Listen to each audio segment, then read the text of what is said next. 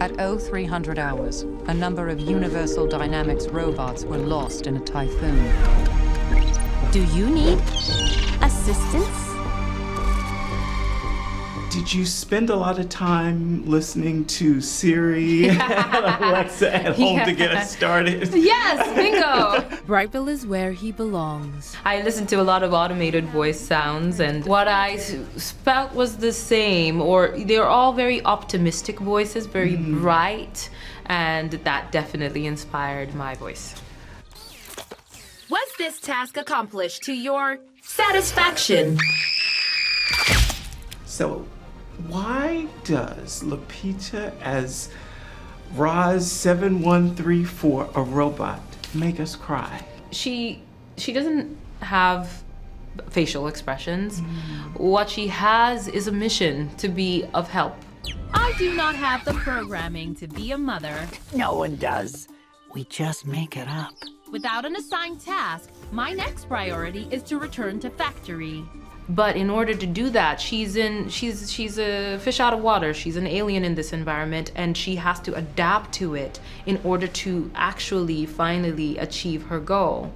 And I think we cry because we recognize the importance of adaptation in order to survive, but also the importance of staying true to yourself. Acknowledge return command. What are they saying? They want me to come with them. Tell them you're already home. Sometimes adaptation seems like it's going to annihilate us, but in this story we see that it's not the case. I am already home, thank you. You do not belong here. This is a wilderness. And I am a wild robot. So we always knew that Roz would end up in her fullest, most individualized state, sounding more like me. And then we kind of like reverse engineered it. So that first Siri-like Alexa programmed optimism sound is her factory settings. And then we worked to very, very slowly and subtly color her in with her humanity as she adapts to the island. You can return to your solitary life of struggling to survive on an island where everything wants to kill and eat you.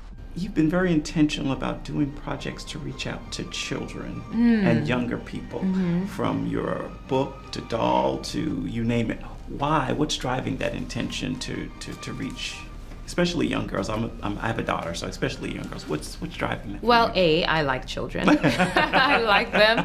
I've always loved children. Like when I was little, I was the child that wanted to babysit my little sister and not go out and play. I've always loved children. So I've always gravitated to them. I always wanted children of my own. So I think there's that. But then I also think that the work of being an adult is healing your childhood wounds. So I think that in working at things that are for children, I heal my childhood wounds. It is more dangerous for him than anyone else. But he has a chance. If where his wings end, his heart can pay the balance. I've heard you say that you live life in gratitude and allowing for bounty. Yes. What does that mean? Explain, if you don't mind. You know, I feel, first of all, it's a lesson I learned from my mother. She was inspired by the prayer of Jabez, and that talks about increasing your bounty. I think that sometimes we are so poised for struggle and strife that we sometimes do not allow for the blessings. It's almost like to ask for more is to be greedy, it's to be selfish.